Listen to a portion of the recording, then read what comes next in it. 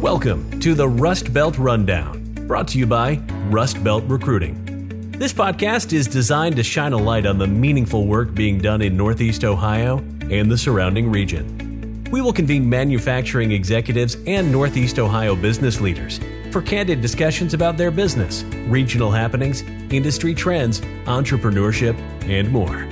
Now, let's get running on the Rundown. Welcome, everyone, to episode 30 of the Rust Belt Rundown, a Rust Belt recruiting production. I am your host, Paul O'Connor, and on this episode, we are joined by Rachel Stentz-Baugher, Vice President of Administration and Development at the Greater Cleveland Sports Commission. Rachel, welcome to the show. Happy Friday. How are we doing? Thanks, Paul. Hi, great to be here. I appreciate the invitation. Of course, there's no better way to start a Friday than to talk about your career and your experience. So I'm excited. Let's jump in. So for our audience, tell us a little background on you before you got to, and I'm going to just say the GCSC moving forward, because we may never get out of here if I say the Greater Cleveland Sports Commission every single time. Sure, absolutely. We refer to it also as GCSC, so that's no problem at all. Okay, good. Well, I'm actually from New Jersey. That's kind of a fun fact for folks. I grew up in New Jersey. Yes, I love it. I'm from Connecticut. Oh, so very good. nice. Yeah. East Coast love. That's right. East Coast love. So I was born in Indiana, but shortly thereafter we moved to New Jersey. I did all my growing up in Princeton, New Jersey, which was a wonderful place to grow up. I graduated from Princeton High School and went back to Indiana. So I graduated from Indiana University in 1999. And I have a degree in sports management and a minor in Spanish, although I don't use my Spanish much. I should probably brush up on that. And when you graduated, could you talk fluently? I spent a few weeks in Spain, one of the summers, and after being there about 2 weeks, I felt very comfortable with my Spanish. You know, conversational Spanish is different than what you learn in a class. Yeah. You know? So I felt very comfortable at that point, but that was probably the peak of my Spanish speaking life at that point. But we've got a really cool event coming up in a few years that I'll be highly involved with called the 2024 Pan American Masters Games. And there will be a lot of Spanish speaking attendees and athletes because we're pulling a lot from Central and South America. So it would be a good idea for me to brush up on it and just be, conversationally adequate would really be my goal. So anyway, graduated from Indiana, and I knew I didn't want to go back to New Jersey, but I didn't really have anywhere to go. And so it was kind of a turning point for me. I felt like I wanted to explore. I wanted to go somewhere new. I had applied for several different internships, one even with the Army. I had attempted to get an internship overseas through their MWR program. That didn't turn out, but I did get a fantastic internship through the U.S. Olympic Committee in Colorado Springs. And I packed up my Honda Civic, put my bike on the back, and drove out to Colorado. And I knew no one. And I did an internship at USA Hockey, and it was one of the very best times of my entire life. So I always tell young people when they ask me for advice, I say, explore the world, go, just go, don't be fearful. Yeah. You just have to go and figure it out. And it was awesome. I ended up staying. You learn a lot about yourself if you move to a city and you don't know anybody. You really do. I mean, I should say, I wasn't just like hanging out there by myself. There were about 20 other interns that were through this USOC program, and we all lived on the USOC campus. And so there was a lot of socializing going on, and, we had a really, really fun summer. But there is something to be said for going where you don't know anyone and really redefining yourself and, standing on your own 2 feet and figuring it out. There's a lot of that happens in college too. If you don't live at home, if you wherever you might be, figuring out like, how do I pay for this? Or how do I get from here to there? Or how do I manage the situation? There's a lot of growing up in those early years. So anyway, I loved my internship, ended up getting hired full time at USA Hockey and stayed for about another year and a half. I lived on my own, got my own apartment. Again, so much learning, so much, figuring out who I was as a person at that time. And I met my husband there. I met him in Colorado. He had been in the Army. He was stationed at Fort Carson. And we met, and it was pretty instantaneous in terms of, our knowing that we wanted to be together. So we moved to Ohio. He's from here, so he pulled me to Ohio. I never thought Cleveland was going to be on my life path. I will say we moved here in the winter, in January of 2001, and moving from Colorado in the winter to Cleveland in the winter is a very odd experience. It's just a very different type of winter. Yeah. So it was That's a little tough. rough. Yeah, it was a little rough, but I'm so glad, when I look back on my life, moving to Cleveland was one of the very best things that ever happened to me. Obviously meeting my husband was pretty great too. And then meeting David Gilbert, he's the third person in this trifecta of great things that happened to me. He has ended up being one of my greatest champions and supporters, and has provided me with a ton of opportunities. So he was actually one of the very first people I met when we moved here. We moved here, and I didn't have a job. He didn't have a job. Danny, my husband, didn't have a job, and we knew we needed to be here. My husband was married before and has a son who's now 23. So at the time he was about two and a half. And so we needed to be here. I mean, I understood that was a priority for my husband and supported that wholeheartedly. So we moved here, and again, that thing you learn when you go out to a different state by yourself is the same thing that you employ when you move to a different state knowing no one. We'll figure it out. We'll figure it out. So we came here, and through some connections I had at Indiana, I got hooked up with David Gilbert. I called him. This is the other thing I always tell young people, like, you just have to ask. You just have to ask for what you want.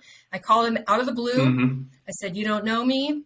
I'm, 22 or whatever. Like, I just moved here. I'm recently graduated, and I'm looking for a job in sports. Will you meet with me?" And he said, "Of course." And so I drove down. Isn't that amazing? It's amazing. It's amazing. And he's still that way now. Like, things have changed, and he's super busy, but he is still that same way now. Like, he'll do that for anyone. I mean, I'm not recommending everyone call him and ask him for that, but he's just very generous with his time. Yeah, we're not gonna give out his cell phone number here. No, please, please don't. Anyway, so I met with him. It was, like I said, it was a day in January in 2001, and we talked for several hours. He was, like I said, very generous with his time. Interestingly, it was the day after the very first sports awards, which is the Sports Commission's big annual fundraiser. So the office was a mess. There were boxes everywhere. He was in jeans, which now I know is pretty unusual. And anyway, we talked, and by the end of the conversation, through a twist of fate, he ended up having a position available and said, "Could this be something you're interested in?" And it was to be his administrative assistant. And I said, "No, not interested in being your administrative assistant. I really want to work on events. I really want to, work for my own name. I really want to, I want to do more than just administration." And he said, "Well, you could do both. You could do, you could be the event coordinator and the executive assistant." And, I had no other opportunities at that moment. And I really loved, everything that he had told me. And so I said yes. And so I started, and I think it was like February 1st, 2001, and was his executive assistant and the event coordinator. Now, keep in mind, we had about 3 employees at the time. So, being the event coordinator also meant I was the only events person on the staff. So, it was traditional, what you would expect from a small nonprofit punching above their weight, trying to do more than probably what they're what they were, capable of doing. That's always been a tenet of the Sports Commission way.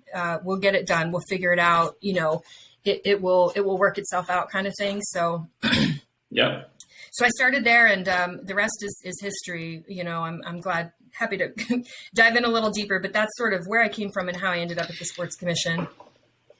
Yeah, and I know that you started there, you left, you came back. So let's jump into that. I mean, you've had your hand in a ton of different causes and philanthropy work. Let's talk about those. There's the Alzheimer's Association, the American Heart Association, the American Liver Foundation. What is it about this type of involvement in work that you're most interested and passionate about? Sure. So I really think, Paul, that there are some people who are just born to work in nonprofit. people who just, I agree with you. Yeah, whether it be, compassion for others or, real desire to be connected to a cause or, how that can motivate a person. I'm that person. I also would say, I'm sorry to interrupt you. I also would say like the ability to not get burnt out and like see the bigger picture, because so many people come and go. They like flame out like 5, 6, 7 years. They put their whole life into it. And then they're like, oh my God, I can't do this anymore. And that's the unfortunate part. So if you have that ability, it's like, yes, absolutely. I agree with you. Yeah, you're absolutely right. I think part of the reason why I've had longevity in the nonprofit world is because I've spent so much of my time at the Sports Commission, and it's having those deep relationships and seeing a future for myself there and continuing to be challenged with new opportunities. If I had stayed at one organization, and also the Sports Commission is small and local. Many of those other organizations have, a parent company and they, nonprofit, of course, and they sort of send down, the details and the way the procedures and protocols of how things are done. And there's not a ton of flexibility. Sports Commission has given me a lot of flexibility. I joke and say that my main job is to make something out of nothing at the Sports Commission. Many of our projects are things that don't exist and we are creating it as we go. And we say changing the tires on the car while you're rolling down the road. It's very fast paced and very interesting though, and exciting. Yeah. So I worked at the commission for 2 years or so, and I got burnt out. Exactly what you just said, Paul. I got burnt out. We were doing way more than what our staff and organization could handle. We were relying very heavily on volunteers, board members, community members, which is all good stuff. But I was also getting married at the time, and I was very young, and it was more than what I could handle. So I was there about 2 years. Moral of the story here is never burn a bridge. I quit. I left the Sports Commission. I told David I was leaving, and I left. And he said, you've been really good to us, and I hope I've been good to you, and I hope you'll keep in touch. And I said, yep, sure thing. We'll keep in touch. Serendipitously, I took a job at Classic Worldwide Productions, which was a video and broadcasting company. We actually ended up getting the contract to produce the sports awards for the next 3 years. And I was the person on the team that worked with the Sports Commission to produce the event. So that was super lucky for me. Like you never left. Right. Because I already knew what they were about, and I was able to keep those relationships intact, specifically with David. And I was able to just keep close to the organization. And what I didn't mention about my college career, I'll go back for 1 second, is my desire in college was to someday work for the Women's Sports Foundation. I'm super passionate about gender equality in particular, and how that relates to sports. So my desire was always, I tried, to work for the Women's Sports Foundation. So fast forward now back, I'm working in broadcasting and event production with Classic Worldwide. Had some super great experiences there. We ended up working primarily at what was then the Gund Arena, managing all of the Cavs broadcasts, the home and away broadcasts for the games. Super interesting, something I never would have ever had exposure to had I not taken that job. And that job in event production ended up serving me very well over the course of the next however many years, just having that experience and understanding of how things work on the broadcast side. Anyway, David called me and he said, we won the bid to host the Women's Final Four in 2007. And we want you to do all of our community programming around women in sports. And I almost that's it. That's the dream. Right. Yeah, that's it. And he knew that, this was not a surprise. Yeah. He knew that. And I was trepidatious though, again, I had been burnt out by the commission and just, was kind of cautious. And I said, well, how's this going to work and whatever. And we worked out the details, and I went back to the commission in 2005 and did that. I did Women's Final Four, all the community programming around that event. It was quite robust. It would take a whole nother hour for me to tell you everything that we did around women and girls in sport. It was the 35th anniversary of Title IX. We did some public participation programs, and we did a lot in the youth mentoring and leadership area as it relates to athletes and sports. And it was awesome. I mean, I worked so hard, but it was something like, again, that was sort of my first taste of really believing in the project that I was doing and really loving the outcome and seeing kind of like the effort on the front end, comes out on the back end, and you can really see like my blood, sweat, and tears were not, taken for granted. It was like, wow, we all together put on these amazing events, and then here's the outcome, and the community loved it, and the NCAA loved it, and our sponsors loved it, and I felt very accomplished and thrilled.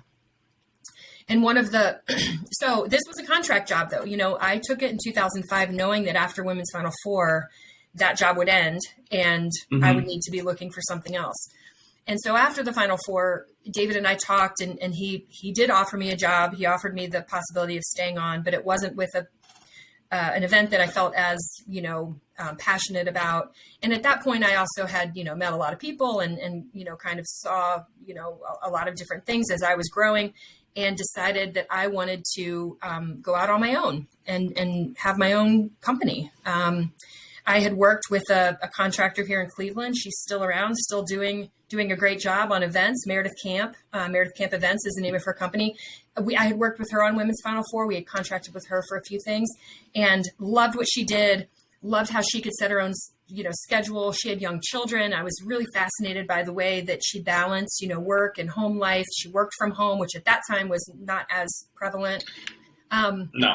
And she advised me, and we talked, and I ended up going out on my own, and I started RSB Consulting. Those are my initials, RSB. So RSB Consulting.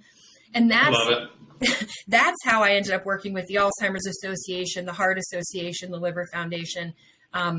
I also worked a lot with Meredith Camp. She hired me to do quite a bit of work for her. And I did a variety of other things. So I was managing multiple projects at the same time for various nonprofits. And that was the sweet spot that I found. If I came in as a producer on an event, that let the nonprofit staff really focus on the fundraising, which is what they're there to do. So it was a really nice balance, and I loved it. I've always been the kind of person that has to have, 7 different things going on at the same time. And so this worked for me. And so I did that for about 3 years. I worked from home. I had my son at that time. I had him in 2008. That provided an excellent platform or situation for me to have a young child. I worked, I think, 3 days a week for at least a year, and was able to balance, spending time with him and working. And it was an excellent experience. I made so many great contacts and had a wonderful, professional experience with that. But if you recall, 2008 and 2009 is when the economy started to take a dip, and a lot of these nonprofits really started to suffer. Or they were worried, about what it was going to look like for them. And so it started to get a little harder to get my contracts confirmed because, they were counting their pennies and trying to make sure that they were going to be okay for the future. And so that's when I started, I'd be up at night, with my son, in the rocking chair, like, what am I going to do? Are we going to be okay kind of thing? And like a dream, David Gilbert called me. I continued to work with the Sports Commission. They were actually one of my clients at that time too, with some smaller projects. And he said, we've got the 2013 National Senior Games coming.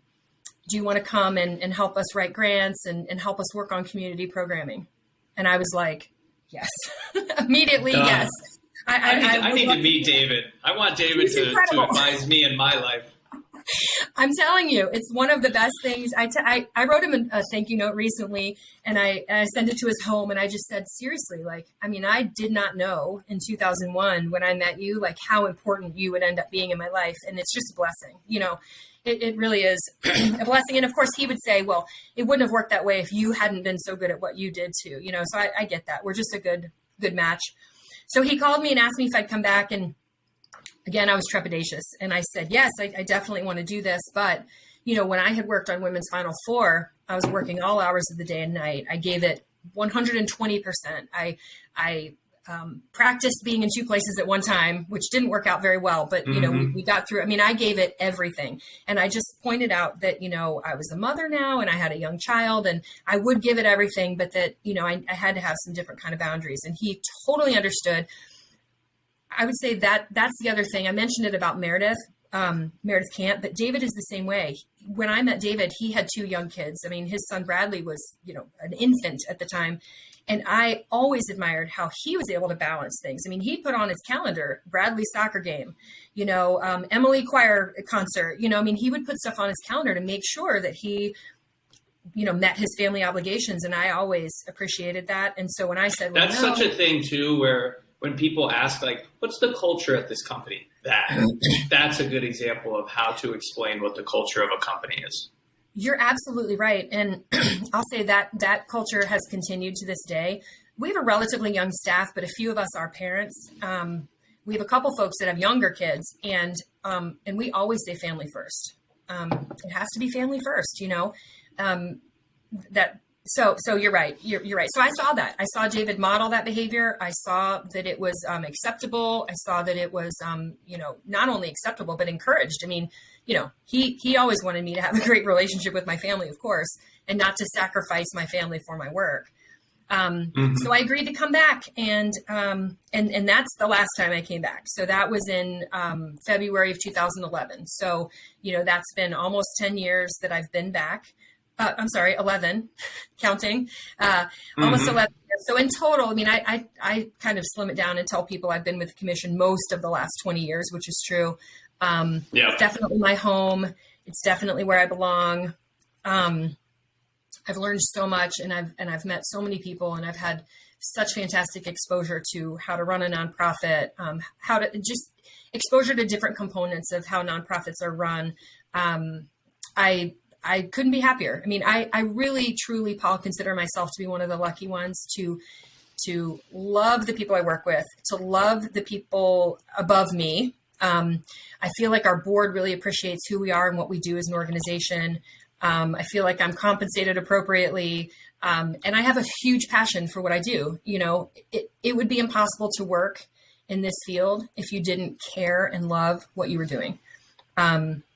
You would get burnt out, to your point. I mean, you would not be able to sustain the level of production that we often have to have. And when you work in events, it's obviously like ebbs and flows. Like, we do have downtime, and we really try to capitalize when we have downtime and really recharge the batteries. But like right now, we are moving fast right now. We're a month out from the AllStar game, and our whole staff is grinding to get everything done. But it's a labor of love. It's because we care. We care about what this event will do for the community. We care about the reputation of the Sports Commission and the reputation of Cleveland. And we want to put out good work. So, we're all working really hard. So let's focus on the last 10 years then. So talk to us about the growth that you've seen in the commission, how you've played a part in that growth, and maybe even just how things have changed within the commission industry as a whole. Sure. Those are some big questions.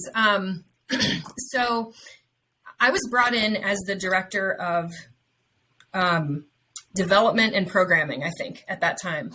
And so that's really when my role as a fundraising professional really began. I remember telling David, I've never written a grant. And he was like, you'll be fine. I'll teach you. It'll be fine. You'll learn. Yeah, you'll learn.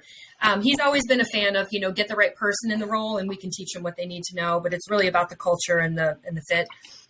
So that's when the fundraising side of my work began. And I always continued to do the community outreach programming. So, similar to what I had done with Women's Final Four, I was going to continue to do that type of work in the community.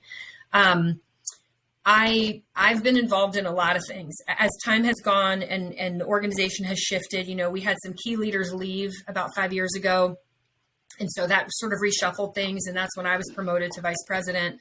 And that really allowed me to see a little more deeply into the organization and really understand more about, who we were and how we were growing. What I'll say is, David, I understand there's a theme in this whole conversation, right? I'm talking a ton about David because I just really believe in the leader that he is, and the way that he has directed the Sports Commission over the years, I think is unusual. So I'll continue to say that. But David, and our executive committee and our board, those are really the the people and the groups that lead the Sports Commission and help us see ourselves into the future. We have always been trailblazers. We have always punched above our weight. We have always done the thing that others think we maybe can't do. That's the culture. The culture is to think big, come up with the wacky ideas, and let's figure out if we can get it done. Let's make a lot out of a little. These are actually some of our core values, but let's see how we can leverage our resources in order to make this crazy thing happen, whether it's an event or a program. We are known within the Sports Commission industry as a very creative, very progressive, very gutsy organization, and that has benefited us over the years. We do things for events that other cities haven't done. Whether they haven't because they can't, or whether they haven't because they didn't think of it. Again, the creativity that comes from David down, and again, he instills that in us. So then we're creative too. But for Women's Final Four, no other city had built all this programming around the event the way that we had done. And after that, the NCAA adopted several of the programs and several of the ideas that we had created. And now that's part of the requirement for future cities, to host. We did the same around the National Senior Games in 2013. That event is hosted every other year. It had never been in Cleveland before. And we to say that we put an army together to run this event would be an understatement. We had about 40 people or more, full-time staff, part-time staff, temporary staff running this event. And again, my role was really around the community programming. We did a whole year of programming in Cleveland on active aging and healthy living for the senior community. No city had ever even considered that kind of thing, or considered how that could benefit the event, or how that could benefit the city, or how that could, really maximize the effect of the event in the community. So, we just have these big ideas, and the fact that David puts staff behind the ideas, he puts dollars behind the ideas, he helps make the connections to make it happen. Just the fact alone that he prioritizes it, and it's not just a, last minute thought, really is what makes us different from other sports commissions. So what's the culture like, or the relationships? Because at the end of the day, you're competing against each other, but what are the relationships between commissions in cities? Yeah. And I don't mean your relationship with Austin, Texas, because sure, but Columbus and Cincinnati, what's the relationship there? Because I'm going to assume that, yes, you're happy when they get cool events, but you wanted that event, right? That's right. Hard. So sometimes, yes, sometimes that is hard. What I'll say, though, is that it is relatively rare that we are going after the same events at the same time. Interesting. Okay. Yeah. So Columbus is a great example. We are close with the Columbus Sports Commission. David and Linda Logan speak at least once a week, honestly, I believe, especially in the pandemic. I know they've had weekly talks with even other sports commissions. They have a Zoom every week where they're sort of talking about how the pandemic has affected the industry and kind of what each city is doing. So you can see there, that's a very collaborative type relationship that they have. But really to get to your question, though, Columbus has Ohio State, and Ohio State has incredible facilities, a humongous campus. They have opportunities there that we don't have, just based on the demographics and the layout and the facilities and the things that we have in Cleveland. Likewise, we have 3 professional sports teams that are different than the ones that Columbus has. And so we have different facilities than they do, right? So it's sort of like we're siblings in a way. Some things fall to them and some things fall to us. And we generally are very supportive over that. Well, we're always supportive. There have been times when we've gotten our heart broken, if we do happen to be going after the same event in the same year, or even the same event in a series of years, and really the rights holder just picks one Ohio city. That has happened. But more than anything, it's we are collaborative, we are friendly, we are sharing not trade secrets, but we're sharing information. There have been quite a few times when they've hosted an event and we've sent a team down to see it and scope it out and ask questions, and especially if we're hosting it in the future. And there have been times when their team has come up here. To illustrate the point, though, about our being collaborative, about 5 years ago, maybe it was a little bit more, we actually did a retreat with Columbus and St. Louis and Kansas City. and the sports commissions of our That's cool. four cities, we met in Indiana. And we collaborated for about 3 days, and we talked about every part of the organization. We broke into groups, based on, the different areas where we all worked. And we spent 3 days, kind of talking about what this industry is like and how we can all be better. We learned from each other, and it was awesome. I'd like to think we'd do it again, and we probably would, but we're all just so busy. The schedules are packed, which is great news. But so we're very collaborative. There is a national organization of sports commissions. They're called Sports ETA. Most sports commissions in the country are a member. There's continuing education. There's a job board. There's, event requests for proposals, go through that organization. And so we're also tied in with other sports commissions through Sports ETA. I don't know if you know this or not, Paul, but Cleveland, we won Sports Commission of the Year in 2019 based on having hosted. I did not know that. That's amazing. Yeah, and there, I think there may be tiers for size, city size, but for cities our size, we won Sports Commission of the Year, and we were thrilled. I mean, obviously, we were thrilled. Yeah. So there is an organization that kind of oversees, and I mean, they don't, they're not. What am I trying to say? We don't report to them or anything. It's really more just like a organization. The last thing I'll say there is that also Sports ETA is the group that creates the economic impact calculator that we use to measure the impact of the events in our cities. So we're all using the same calculator. We're all using the same, points of detail, in terms of determining what economic impact is, which helps because economic impact can be a little tricky. Some of it is a bit of a guess, but knowing that we're all working from the same tool really provides some credibility and some support for the numbers that we're putting out on the back end. Because that is really ultimately our measure of success is how much money are we pouring into the economy by hosting this event. The NFL draft, I'll use that as an example. It's a little bit odd because of the pandemic, but it cost about, I may not get these numbers totally correct, but let's say that it costs, $3 million to run.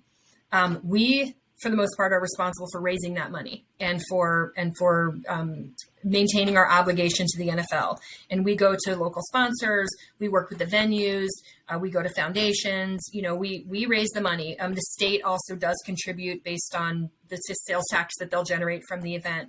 And so we raise the money, but then the backside of that is that Cleveland experienced a $43 million economic impact. So for the $2 or $3 million it costs on the front end, $43 million was no brainer. And that is about half of what we expected it to be because of the pandemic and the restrictions that were put on it and the way sponsors didn't travel and stuff at that time. So, NBA has a greater opportunity because we are in a different phase of the pandemic. MLB AllStar game in 2019 was even higher.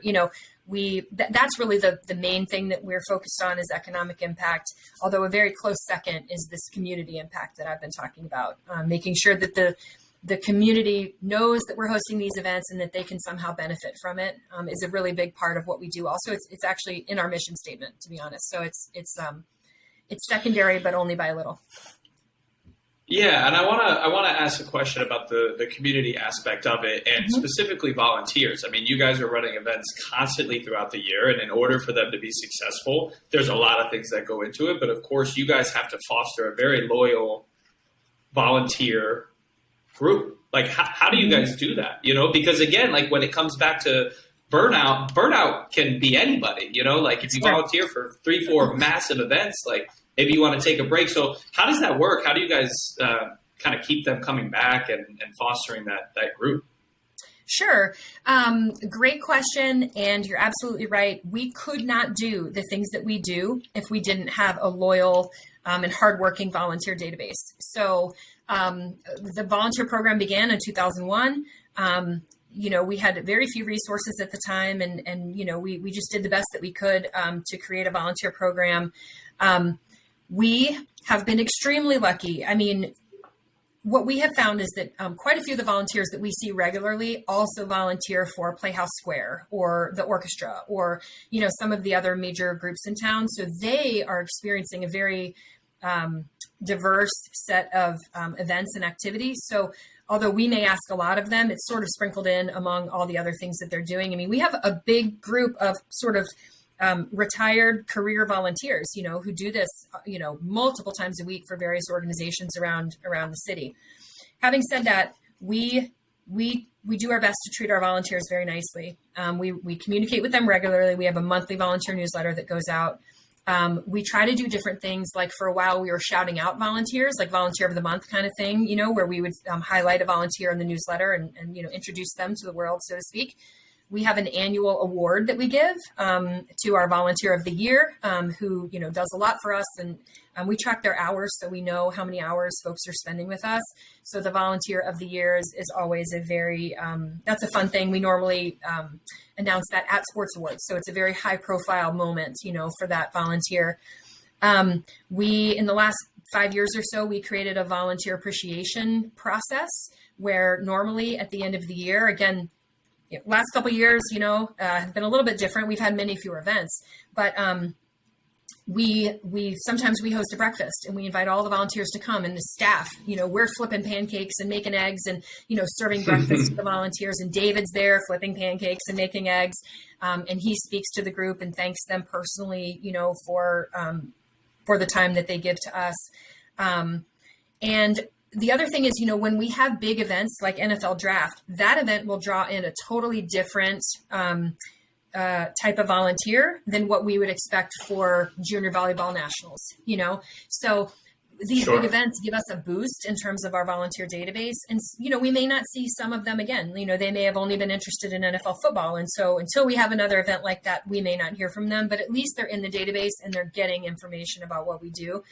The number one thing is, and I'll say this for volunteers at the event level, so volunteers that come for a 3-hour shift, to our associate board, which is a 40-person volunteer group of mid-career professionals who are committed to the Sports Commission and the goals of the Sports Commission, to our board, 75-ish corporate executives who are committed to the Sports Commission and our goals and our mission, to our executive committee. When we say volunteer, we refer to all of those people, and the culture of the organization is to prioritize them and make sure that these relationships are strong. David spends, his goal is to meet each year with 50 board members, to have either a breakfast or lunch individually with 50 board members. And so if you do that year over year, he meets with everyone at least once a year. Usually it's way more than that, depending on the things that are happening. But prioritizing these relationships with the people who voluntarily give their time to the Sports Commission is incredibly important to the organization's success and to the impact we can have on the community. Yeah, I love it. Okay, let's jump into the AllStar game. Obviously I don't want to say obviously, but the premier event of the year, I assume. Yeah, I would say. Talk to us about, let's back up. Like, when did you guys win that bid? How far out does that usually happen? So I'm going to try to remember, Paul. The problem is we won 4 bids for major events within a small period of time. So if you take a step back and look, we won the bid to host the NFL Draft. That was actually the last one that we won. The NFL Draft, the MLB All-Star Game in 2019, so Major League Baseball, NBA All-Star Game in 2021, and the Women's Final Four in 2024. So 4 major events within a 6-year period. That is way more than any city ever really wants to host because it's such a heavy lift. Financially, yeah. I mean, raising the money to host those events is significant. We had raised about $15 million cumulatively to host these 4 events. It's a heavy lift on the staff. It's a heavy lift on volunteers, on city services, on our partner organizations like Downtown Cleveland Alliance and others. So, we're looking at these events kind of together.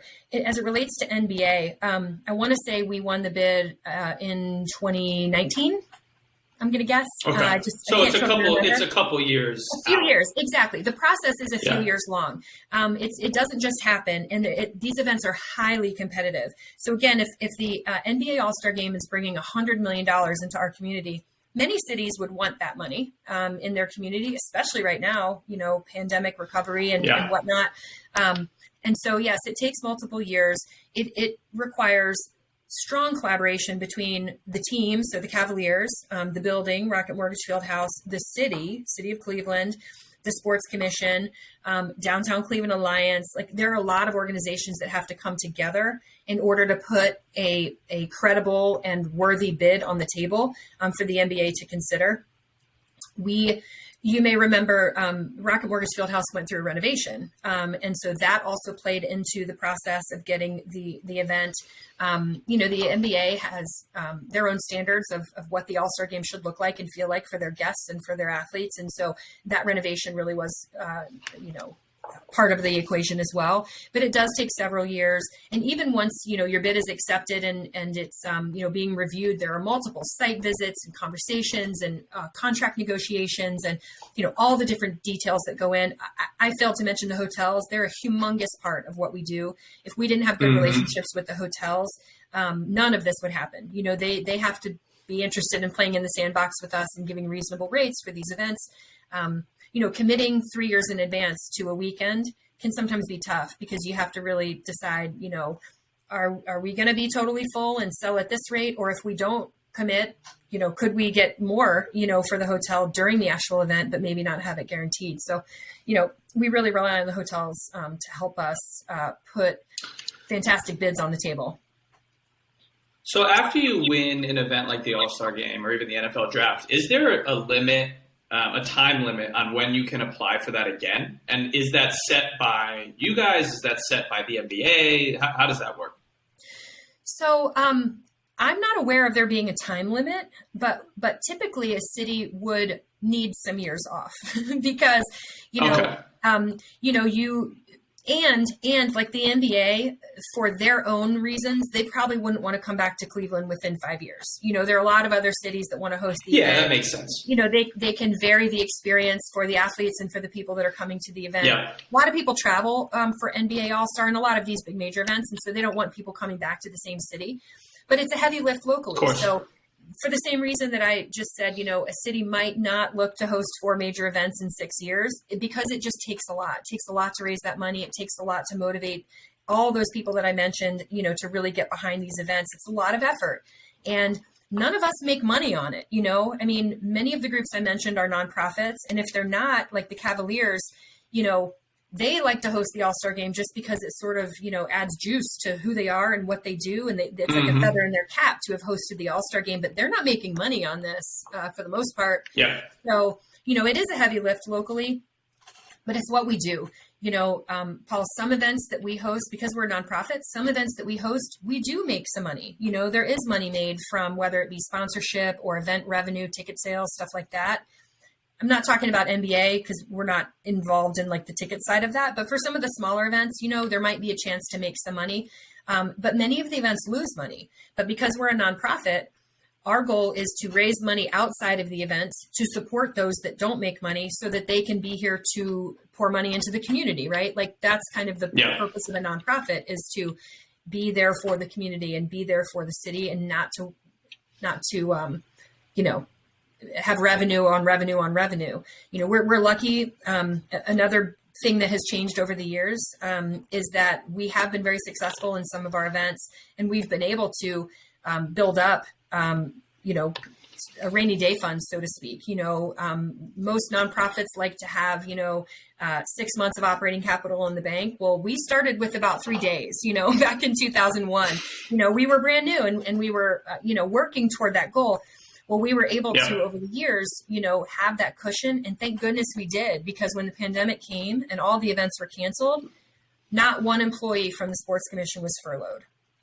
We kept our whole staff. Good for you guys. We were very strategic about what we were working on at that time and what can we be doing to prepare us for the future. We did have NBA All-Star game and also NFL draft right on the horizon. So, David, again, and the executive committee and the board, they really looked carefully at what we had coming up and what effects it would be if we lost our staff, any of our staff, in terms of what we needed to do in the next year or two. And we're extremely lucky. We were able to stay on. And I can't explain to you how grateful, I am to the group who agreed that it was appropriate to, keep the staff and dip into that rainy day fund in order to make that happen. So we're lucky. I love it. I don't remember what the question was, but anyway. You know what? Me neither. Let's talk about the Cleveland Power of Sports Summit that's going to be taking place during the AllStar game. Tell us what that event is about and what your guys' involvement is. Sure. So this is my favorite topic. You're probably going to have to cut me off because I love this event so much. So we created this event. We created it last year in 2021. It was sort of born from the pandemic to a certain extent. Again, when we host major events, we like to create opportunities for community involvement. And leading into the NFL draft, because of the pandemic, we were not able to create programming through the schools. We were not able to create public events where people would come and gather and experience something together.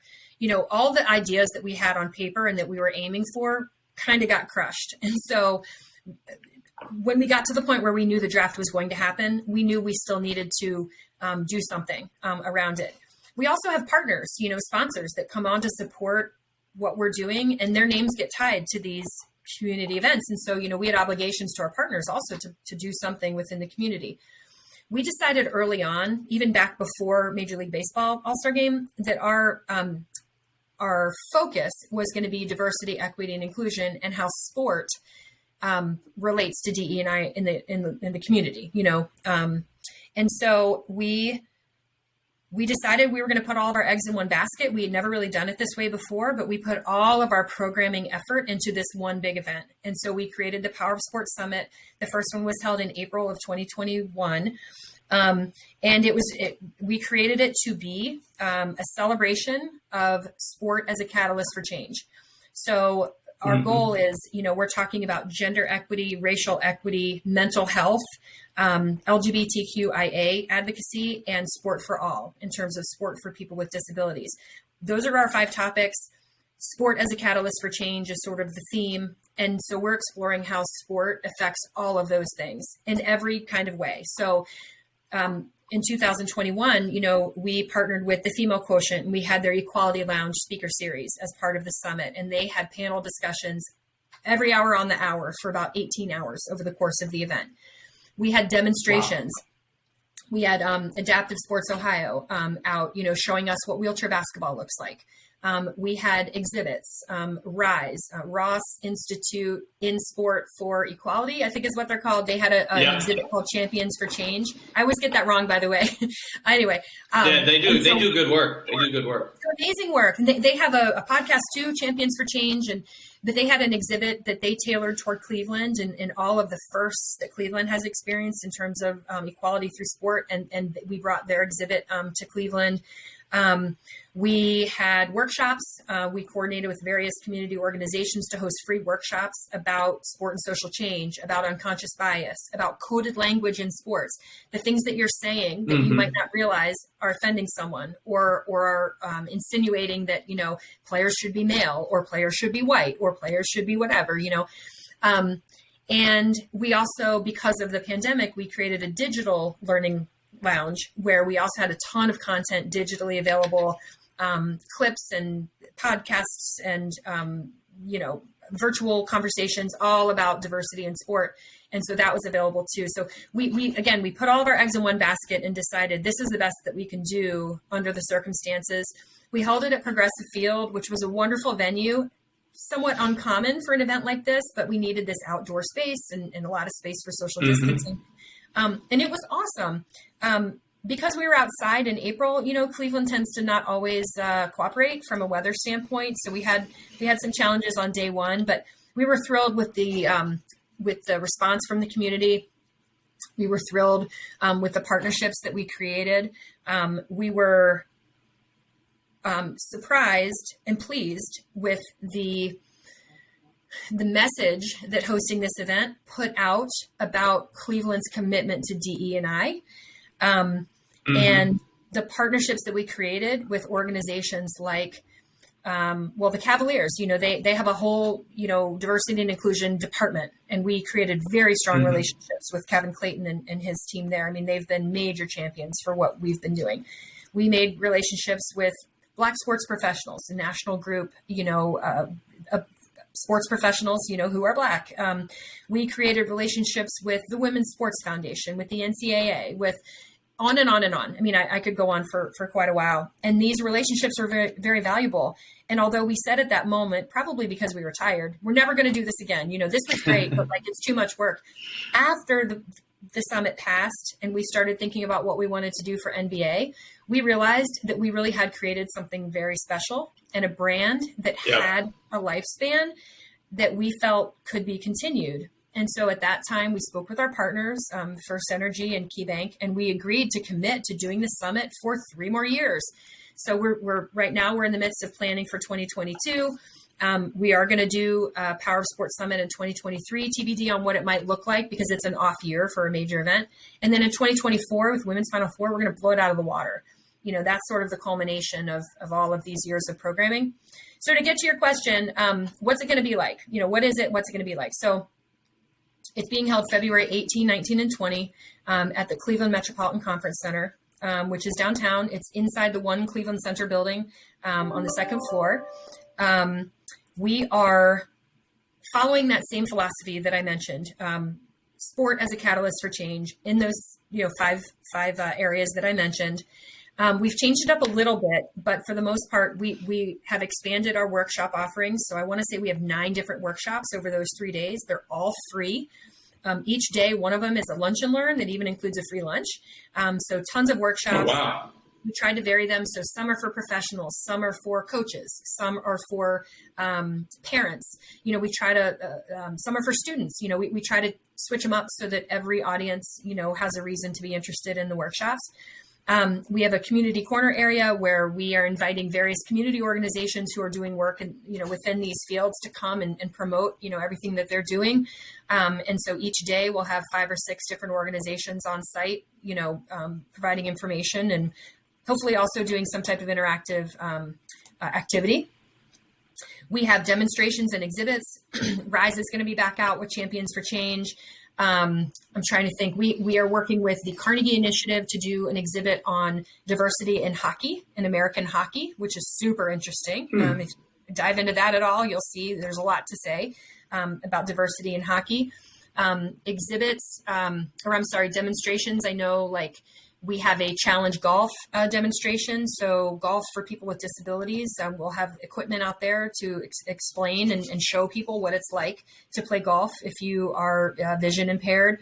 And then the big thing, one more thing, we have a reflection room. The Muhammad Ali Center is a partner with us on the reflection room. They are very focused on diversity, equity, and inclusion in sport, and specifically character development through sport, in Muhammad Ali's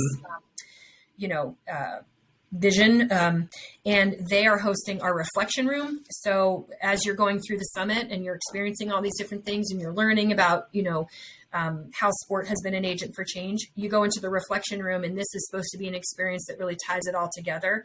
And so you walk away having made a commitment, having made a pledge, having made a plan, to how you're going to, again, be an agent for change in your own community. And then not the main thing, but, there's a lot going on in the auditorium, right? We have a 400-person auditorium at this venue, and we have packed the schedule with panel discussions, movie showings, speaker conversations, fireside chats. We have a performing arts competition. We've packed it with content throughout the weekend. And so we really are trying to create an opportunity for athletes, parents, educators, coaches, professionals to come out, and there'll be something there for everyone. For example, we're bringing in folks from the Women's Sports Foundation, the NCAA, and the WNBA to talk about Title IX. This happens to be the 50th anniversary of Title IX this year, so we're going to talk about the importance of Title IX and what that's done.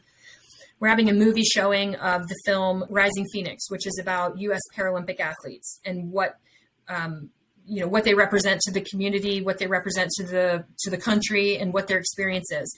And Tatiana McFadden is a U.S. Paralympic athlete who's featured in the film, and she's going to come and do a talk back after the film about her experience and what her life is like.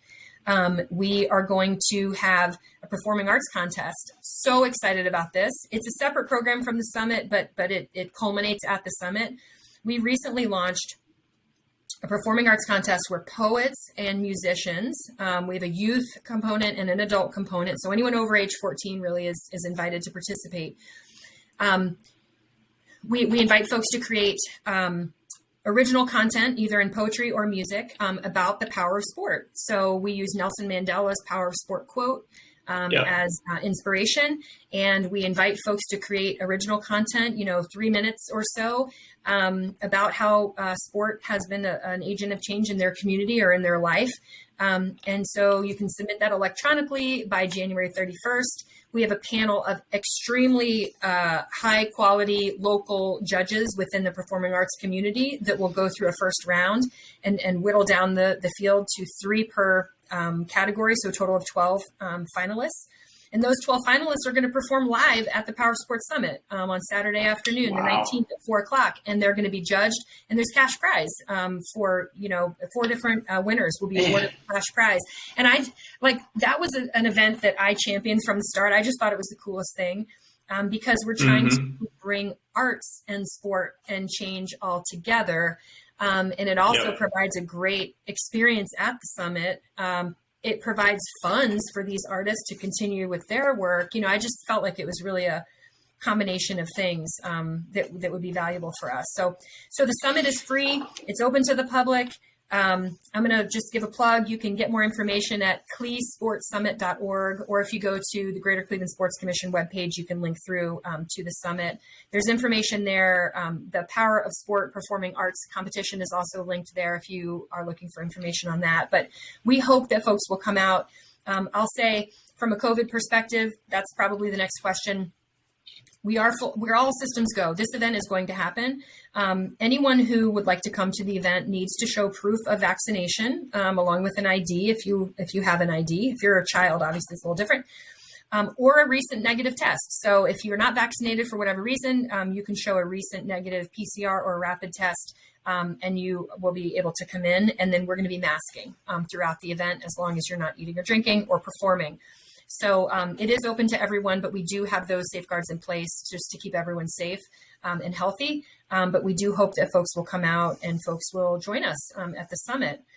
It's going to be absolutely awesome. I'm so excited about it. So yes, I think I know the answer to this. Two questions, and then we're going to get you out of here. Okay. And this answer cannot be based on economic impact or how many people attended. This is just truly, what is your favorite event that you have helped run in your time with the commission? So let's start there. What is your favorite event? And I think I know the answer based on the last 10 minutes. So actually, I have a twist. Okay. Prior to the last 2 years, I would have said Women's Final Four for the reasons that I mentioned. I always had a desire to work in advocacy around sports, specifically with gender equity, and doing those programming events around Women's Final Four in 2006 and 2007 were, I said it before, that was really the first time that my passion aligned so closely with my work. And it was also an important time for me professionally. I stretched myself in a major way. I made a ton of great connections. I proved myself professionally to so many different people in the community, which, that ultimately has helped me in my career. So I would say Women's Final Four and the programming that we did around Women's Final Four.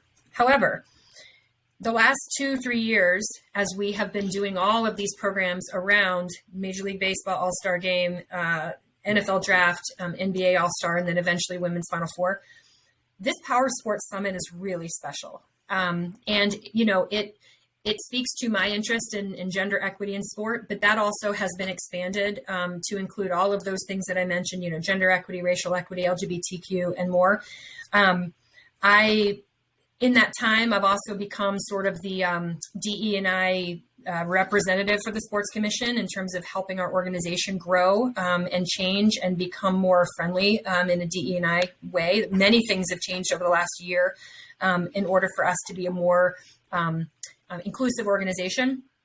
I joined the class of Northeast Ohio, the Diversity Center of Northeast Ohio, has a program for professionals called Lead Diversity. And I joined that this year because I really want to learn more about what it means to be inclusive and how I personally and we professionally can do this.